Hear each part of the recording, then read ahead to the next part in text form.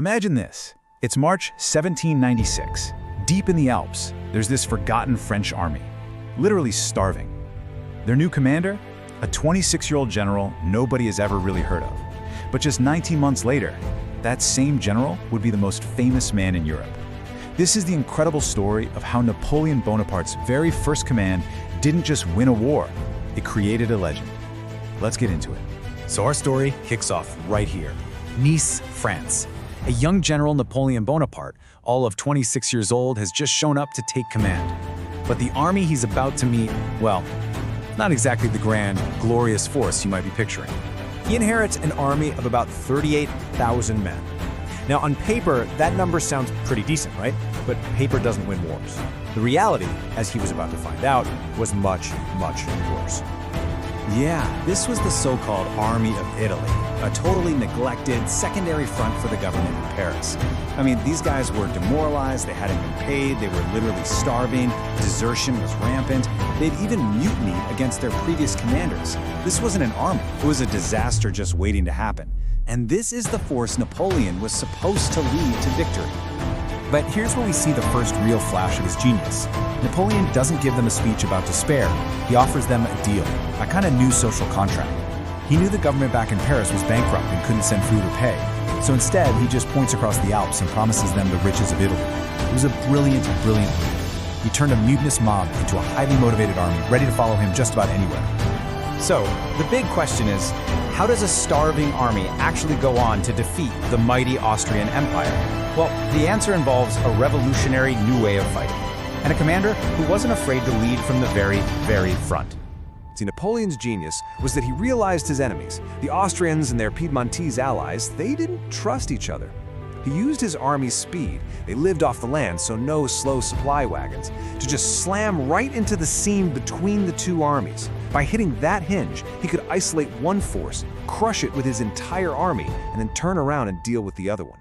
It's a classic strategy known as defeat in detail. You never fight the whole enemy army all at once. And the effect? It was immediate and absolutely stunning. In just 10 days of these lightning-fast maneuvers, Napoleon had completely forced the Kingdom of Piedmont Sardinia to the negotiating table. Years of stalemate were just broken in less than 2 weeks. One enemy down, one to go. And this brings us to a really key moment in the whole campaign, the Battle of Lodi.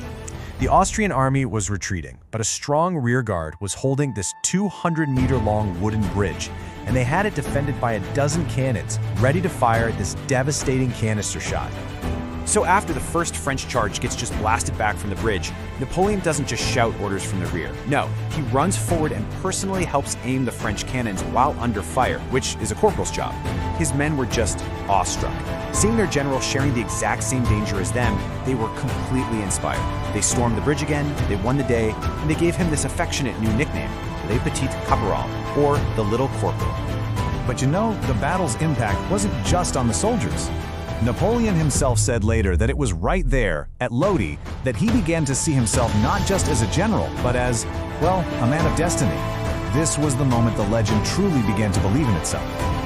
So, after Lodi, Napoleon marches into Milan. To the Italian Republicans there, he's a hero. But his arrival was complicated. It was this mix of revolutionary ideals and some very cold, hard pragmatism. This slide really shows you the paradox at the heart of Napoleon's whole campaign. On the one hand, he was a liberator, right? He was bringing the ideals of the French Revolution, abolishing feudalism, creating equality before the law. But on the other hand, he was a looter. He demanded 20 million francs from the city of Milan and started systematically seizing Italy's greatest art treasures to ship back to Paris. He was basically freeing Italy with one hand and robbing it blind with the other. Okay, so with northern Italy largely under his control, there was one major obstacle left. A fortress that would become the grueling, brutal centerpiece of the entire campaign. This was Mantua, a nearly impregnable fortress completely surrounded by lakes and swamps. And as long as its 13,000-man Austrian garrison held out, Napoleon couldn't really advance into Austria itself. So this kicked off an epic 8-month-long siege. And you have to understand, Austria was not about to just give up Mantua. Over the next 8 months, they threw everything they had at Napoleon's small army. 4 separate times, a massive new Austrian army came down from the Alps to try and crush the French and break the siege.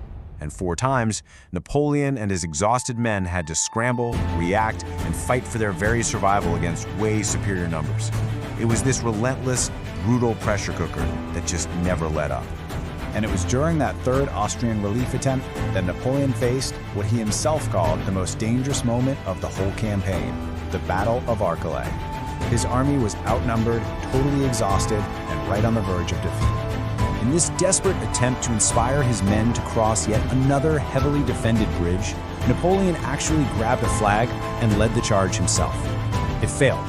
In all the chaos, he was knocked off the causeway and fell into a muddy ditch. He was moments away from being killed or captured. It's just this visceral reminder of how razor-thin the line was between glory and total disaster. But here's the thing you have to understand about Napoleon. He wasn't just fighting a war on the battlefield. He was fighting a war for public opinion. And he was basically pioneering a whole new kind of weapon. I mean, really think about it. There's no 24-hour news cycle, no internet, no social media. So how does a general way over in Italy become a national hero and the most popular figure back in Paris? The answer is, you control the narrative. Napoleon was an absolute master of what we would now call propaganda or PR. He wrote his own battle reports, and you could bet he exaggerated his victories and completely ignored any losses. He founded his own newspapers in Italy just to trumpet his army's glory. He sent messages back to Paris that were specifically designed to be read out loud to the public.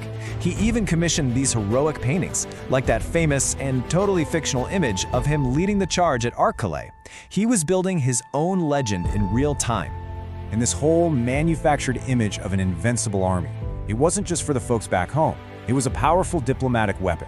He would publish notices in his papers boasting about his army's strength, essentially intimidating the Austrians into believing that another fight would be completely hopeless.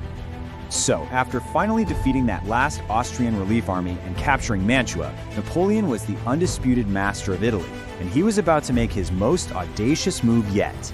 Instead of waiting for orders from his bosses, the Directory in Paris, Napoleon just started acting like a head of state. He personally negotiated the peace treaty with Austria, basically redrawing the map of Europe all by himself. This was not a general following orders anymore. This was a man seizing power. And this, right here, perfectly sums up the incredible transformation. He arrived in Italy as a little-known general in charge of a mutinous rabble. He left 19 months later as a national hero, the conqueror of Italy and the most powerful and popular man in France. You see, the Italian campaign didn't just win a war, it created the legend of Napoleon.